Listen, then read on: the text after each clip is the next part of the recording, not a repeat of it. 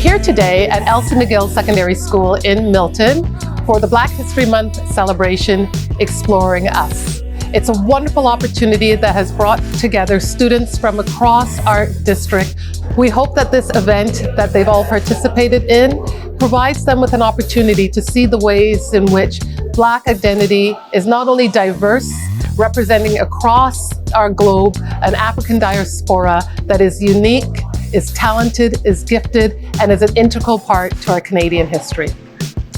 We hope that today's event allows students to not only see themselves valued and affirmed, but that they can recognize the many contributions that Black Canadians have made to Canadian history, and that they most of all understand that Black history is Canadian history.